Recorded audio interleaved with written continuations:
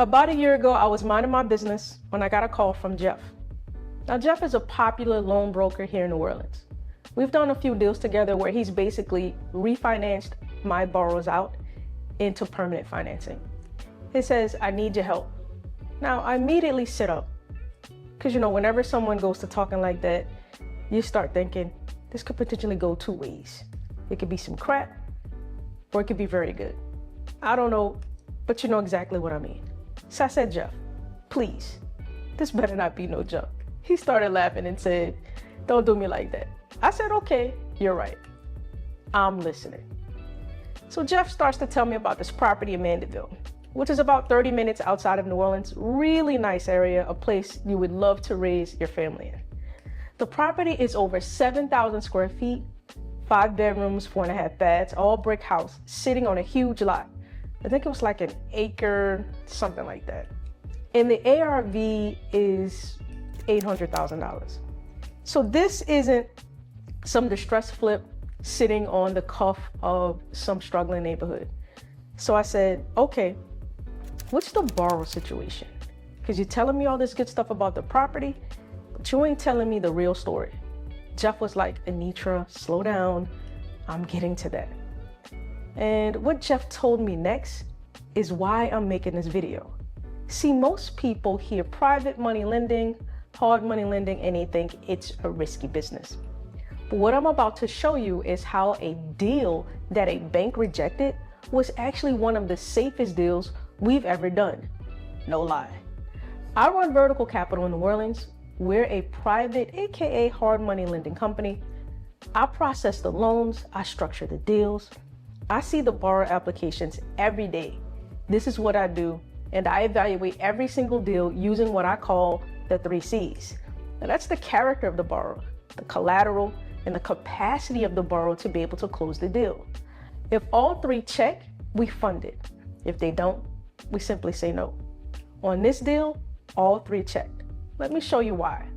So Jeff proceeds to tell me the real story. The owners used more than $250,000 of their own money to buy the land and to start the construction project, and they ran out of money.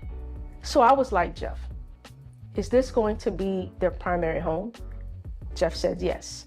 I said, whew, that's pretty tough. Jeff said, we can't help because the construction has already started. The bank is not going to take the risk of having a contractor potentially putting a mechanics lien on the property and putting us from first to second at getting paid off. I was like, yeah, I know. Jeff said, if you can get the property to occupancy, meaning finished, I can refinance you out. I was like, send me some photos and I'll discuss it with Elridge. But for me, it's about being their primary residence. He was like, oh shoot, I forgot about the consumer protection laws. I was like, exactly, but I'll definitely run this by my attorney first. And if he says yes, then we'll proceed forward. First thing I look at is the character. Who is the borrower? What are they bringing to the table? This borrower had already put $250,000 of their own cash into this property. Let me say that again. That's $250,000 of their own money. That tells me everything I need to know about their character. That person is not walking away. That person is more committed to this deal than a regular buyer who went with a 3% down payment on an FHA loan. So the character checks. If this is your first time here, go ahead and hit the subscribe button. We talk about private money lending and finance on this channel every single week. The second C, which is collateral. What's the asset worth? How much are we lending against it? The after repair value on this property came in at $800,000. The borrower needed $250,000 just to finish. That puts this at 31% loan to value. That means we've had 69% of protective equity in this property. The property could lose more than half its value and we'd still be covered. Let me put that in perspective. A bank gives you a 30-year mortgage at 7% and hopes nothing goes wrong for 3 decades. I have a 12-month loan at 13% secured by a property worth more than 3 times what I loaned. Now you tell me which one is riskier. Now, I know some of y'all are watching this thinking, I don't have $250,000. Hold on. Our capital on this deal came from a retirement account and a margin loan. There are ways to deploy capital you already have that you might not even be thinking about. I'll come back to that a little later. So the collateral checks. The third C, which is the capacity to close. How is the borrower paying me back? What's the exit strategy?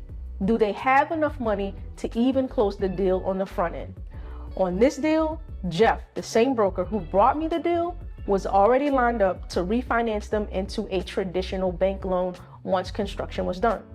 The exit was clear before I ever funded it. So the character, the collateral, the capacity to close, all 3 checked, so we funded it. But here's the part that almost derailed everything. This property is a personal residence. It's not an investment property, which makes it a business purpose loan and not a consumer loan. And when you're lending on someone's personal homes, you gotta be extra careful as to not violate any consumer lending laws. It's not difficult to do, but it does require some navigating.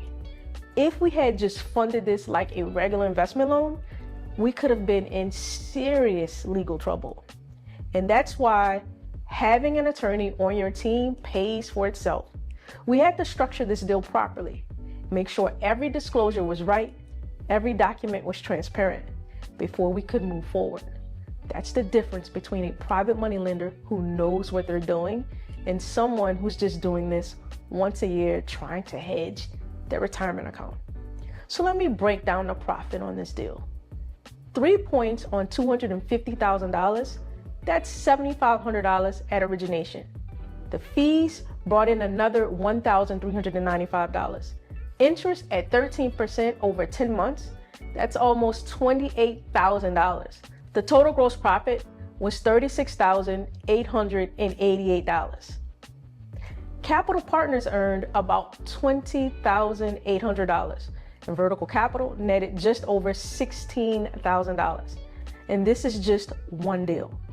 If you want to learn exactly how I evaluate deals like this, the 3 C's, how I secure capital, how I structure loans that protect me on day one, we teach all of this inside of the Vertical Capital Bankers community. The link is in the description. 10 months later, the borrower finished construction. Jeff refinanced them into a traditional bank loan. We got full payoff and everybody won. The borrower got their dream home finished.